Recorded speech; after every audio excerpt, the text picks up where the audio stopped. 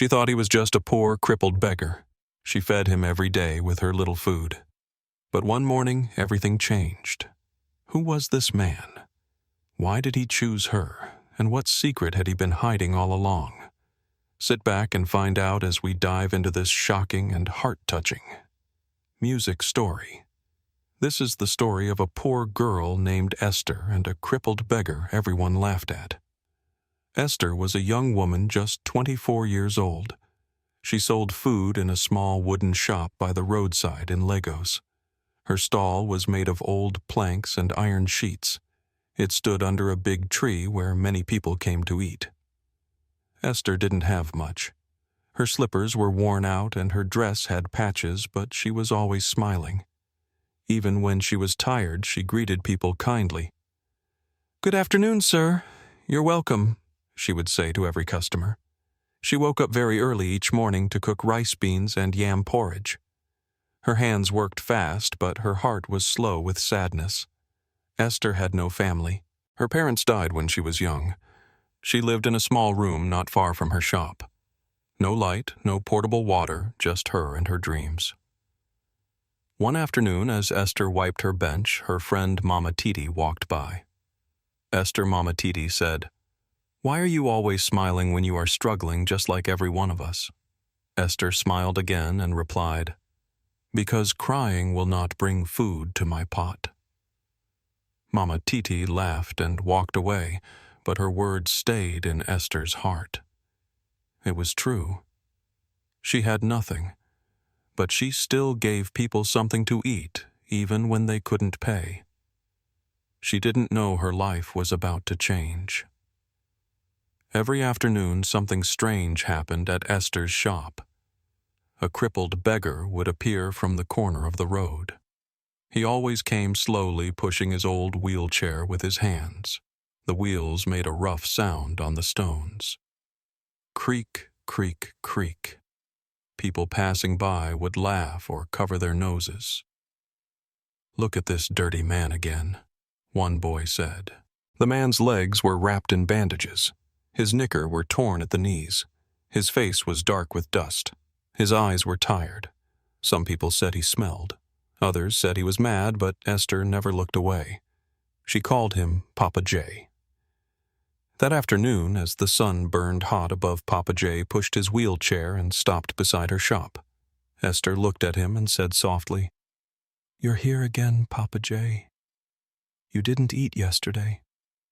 Papa J looked down. His voice was low. "I was too weak to come," he said. "I have not eaten in 2 days." Esther looked at her table. Only one plate of beans and yam was left. That was the food she wanted to eat herself. She paused for a second. Then, without a word, she picked up the plate and placed it in front of him. "Here, eat," she said. Papa J looked at the food, then at her. "You're giving me your last plate again?" Esther nodded. "I can cook again when I get home." His hands shook as he took the spoon. His eyes looked wet, but he didn't cry. He just bent his head and started to eat slowly. People walking by stared at them. "Esther's, why do you always feed that beggar?" a woman asked. Esther smiled and replied, "If I was the one sitting there in a wheelchair, wouldn't I want someone to help me too?" Papa J came every day, but he never begged with his mouth. He didn't call out to people. He didn't stretch out his hands. He didn't ask for food or money. He would always sit quietly in his wheelchair beside Esther's wooden shop. His head always faced down. His hands rested on his legs. His wheelchair looked like it would break any time. One of the wheels even leaned sideways, while others ignored him. Esther always brought him a plate of hot food. Sometimes it was rice. Sometimes it was beans and yam. She gave it with a big smile. It was a hot afternoon. Esther had just finished serving jollof rice to 2 schoolboys when she looked up and saw Papa J again sitting quietly in his usual spot.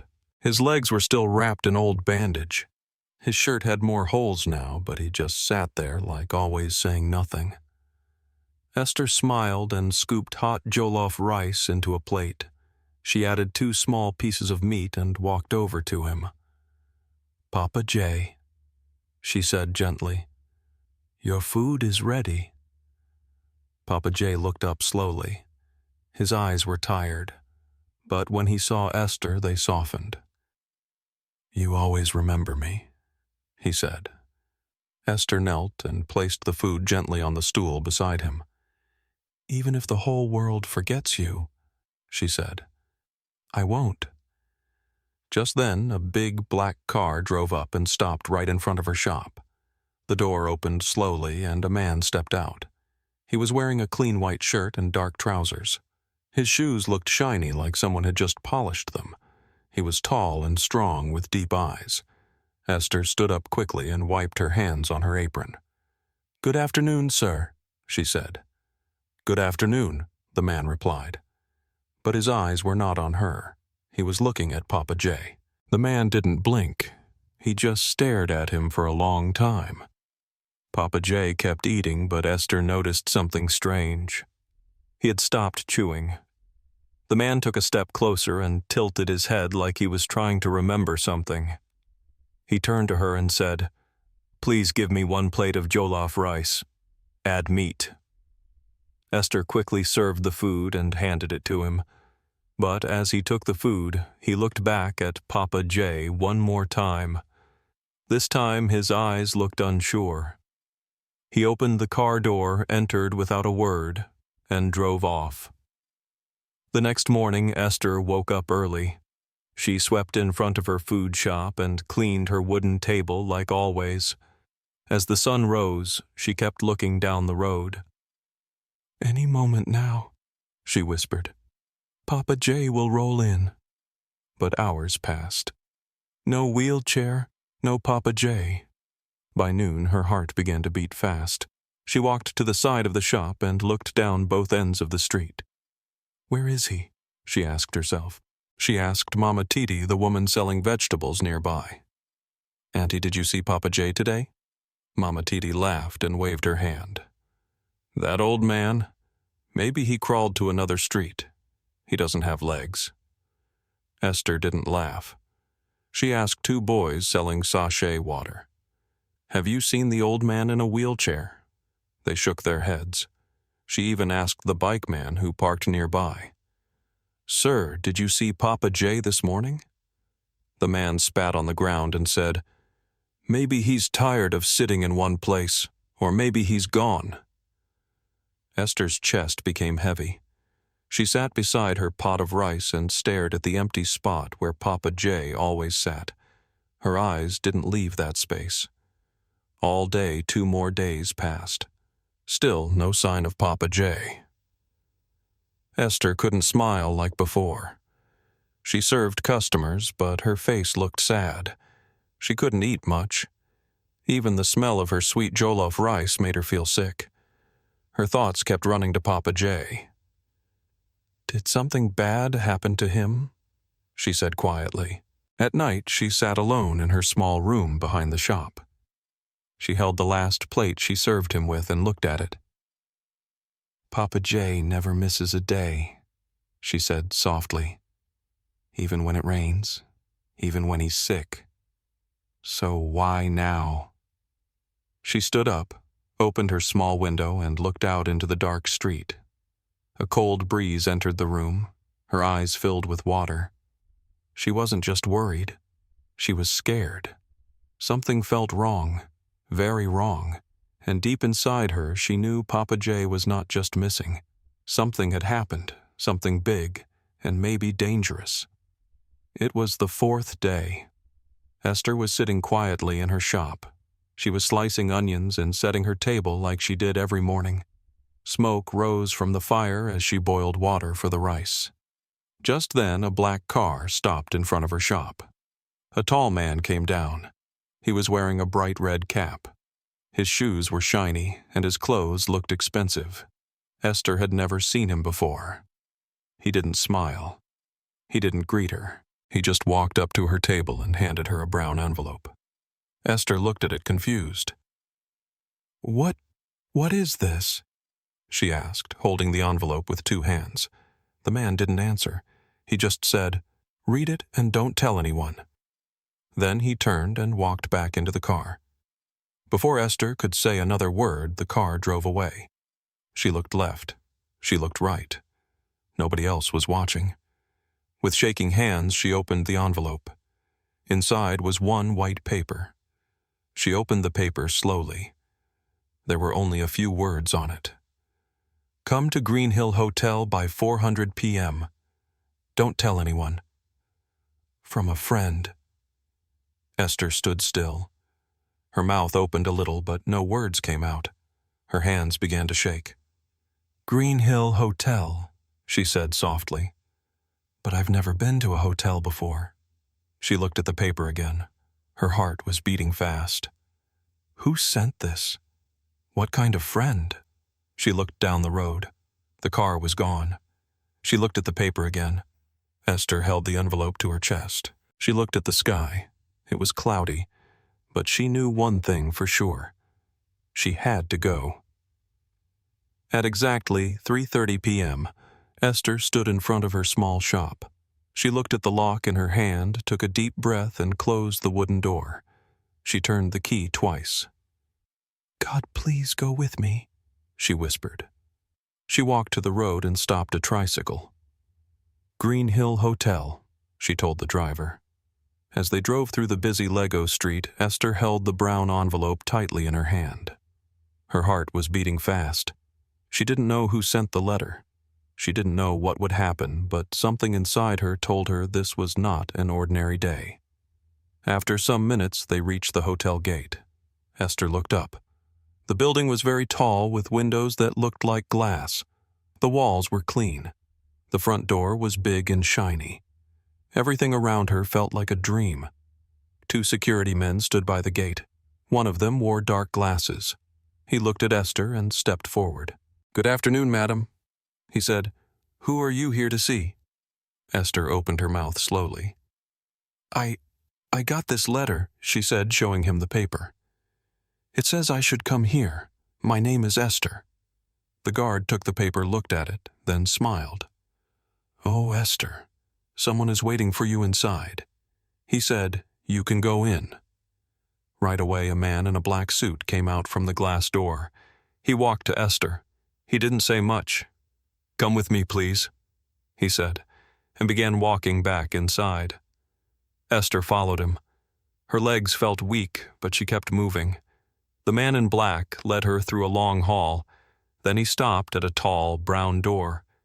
He turned to her and said, Someone is waiting inside. Esther's heart beat louder. She looked at the door. Then she looked at the man. Can I go in now? She asked. The man nodded. Yes, just go in. You're safe. Esther took one deep breath. Then she pushed the door open. Her eyes went straight to the man sitting in a wheelchair in the middle of the room. She froze. Her mouth opened. Her hands began to shake. Papa J, she said, holding her chest. But this man didn't look like the poor man who used to sit beside her shop. His hair was neat. His face was fresh. He wore a white shirt with gold buttons. A shiny wristwatch was on his wrist. He was still sitting in a wheelchair, but it looked different, clean and polished. He didn't look weak or tired. He looked calm and powerful. He gave her a slow smile. Esther's, he said softly. Come in. Esther couldn't move at first. Her heart was beating fast. She looked at him again. Papa J, is this really you? She asked. The man looked into her eyes. Yes, Esther. It's me. He pointed to the chair across from him. Please sit, he said kindly. Esther slowly sat down, still looking at him like she was dreaming. My name is not Papa J, he said gently. Esther blinked. It's not. He nodded. My real name is Chief George. I am a billionaire. Esther put both hands on her lap. She stared at him, shocked. A billionaire? She asked in a low voice. Chief George nodded. Yes, I own many companies. I have built houses, schools, and hospitals. I've made a lot of money over the years. Esther looked confused. "But why did you pretend to be poor?" He smiled again, but this time his eyes looked serious. "I wanted to see the real heart of people. I got tired of people helping only when they think someone is watching. I wanted to meet someone who helps just because it's the right thing to do." Esther's eyes became wet. "You gave me food," he continued. "You gave it with joy. You never asked me for anything. You didn't laugh at me or walk away." He looked at her kindly. "That is why you are here. Every year I choose 10 people who show true kindness. I help them become millionaires, because people like you can help others too." Esther was still in shock thinking about all that Chief Jasper had told her. Chief George gave a small smile. Then slowly he placed both hands on the arms of the wheelchair. Esther leaned forward watching him, and then he stood up, her eyes opened wide, her mouth fell open. You can walk?" she asked in shock. Chief George nodded. "Yes," he said softly. "I can walk." Esther leaned back, still looking at him like she had seen a ghost. "But why sit in a wheelchair all this time?" she asked. He looked into her eyes and replied, "I wanted to see if anyone would still care for me. Even when I looked broken, I wanted to know who had a good heart." Esther's lips began to shake. Her eyes became wet. A tear dropped. She said in a low voice, "I didn't help you because I wanted anything. I didn't know you were rich. I just felt it was the right thing to do." Chief George smiled again and walked closer.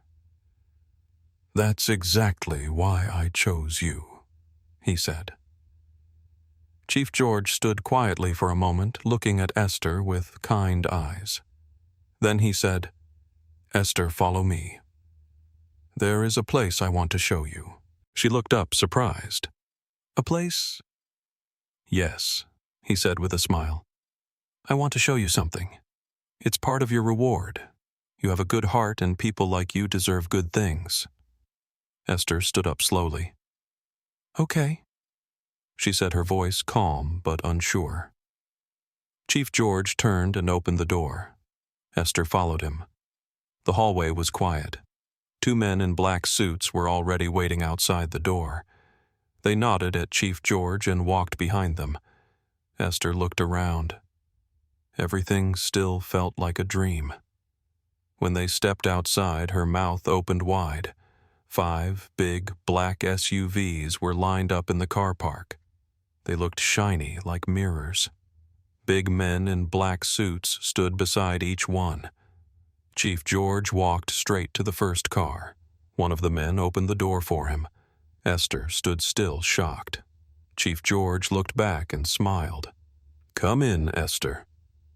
She took a deep breath and slowly entered the car. As soon as the door closed, the other cars followed behind. The convoy of 5 SUVs moved out of the hotel gate like something out of a movie. Esther sat quietly, her heart beating fast. Where was he taking her? And what was he about to show her? The cars moved slowly through the city. Esther sat beside Chief George, looking out the window. She saw busy people walking shops, open buses moving, but her mind was full of questions. Where were they going? After about 30 minutes, the cars turned into a clean, quiet road. The buildings here looked new and fine. Glass walls, shining signboards, fresh paint everywhere. Then the cars stopped. Chief George opened the door and stepped out. A guard quickly opened Esther's door, too. "Come," Chief George said, smiling. Then her eyes stopped. Right in front of her was a very big and beautiful building. It was not just a shop. It was a multi-millionaire luxury restaurant, the kind of place where only rich people come to eat. It stood alone, wide and tall, with glass windows that stretched from top to bottom. The walls were white and smooth like marble. The doors had shiny gold handles. There were flowers at the entrance. Esther's mouth opened. She had never seen anything like this in her life. But what shocked her the most was the signboard. It said, "Esther's Place Home of Sweet Meals." Esther took a step back. She looked at the sign again to be sure her eyes were not playing tricks. Is this real?" she asked in a low voice. Chief George nodded gently. "Yes, it's yours." "Mine," she whispered. He reached to his pocket and pulled a bunch of keys, stretched it towards Esther, and pointed at the door. "Go inside." Esther collected the keys and walked slowly to the door. Her hands were shaking. She opened it. What she saw inside made her cover her mouth. The floor was shining. The chairs were big and soft. The tables looked like they were made from glass and gold. There were lights on the ceiling that looked like stars. The air smelled fresh. Everything was new and perfect. There was a big kitchen at the back. Inside, she saw gas cookers, clean pots, deep freezers, fridges, and even uniforms for workers. She turned slowly to look at Chief George. Her eyes were full of tears. "You bought all this for me." Chief George walked in and stood beside her. "Yes," he said softly. "You fed me with your small money when you had nothing. Now I want to give you a place where kings and queens will come to eat. You will never suffer again." Esther dropped to her knees. Her hands covered her face. She was crying, but they were happy tears. "I don't know what to say," she said. "You don't need to say anything," Chief George replied. "Your kindness already spoke for you." From that day, Esther became the boss of a big food plaza in Lagos. It was not like her small roadside shop anymore. This place was grand. The floors were shiny. The walls had fine lights. The chairs were soft and clean. Music played softly in the background.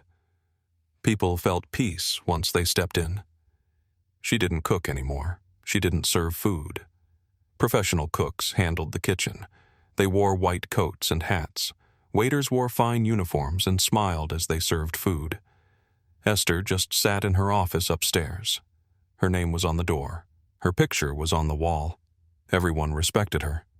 But even with all the money, comfort, and fame, she never forgot where she came from. She never forgot Papa J. And she never forgot how kindness changed her life. One morning, her manager walked into her office. "Madame," he said, "the food truck is ready." Esther stood up. "Let's go," she said. Outside the restaurant, a big white van was waiting. On the side of the van was a name, Esther's Food Love Feeding the Hungry. Esther had started a charity. Every week, her food trucks went around the city. They gave free food to poor people under the bridges near bus stops around markets. People lined up with smiles. Some had no shoes. Some were children. Some were old men.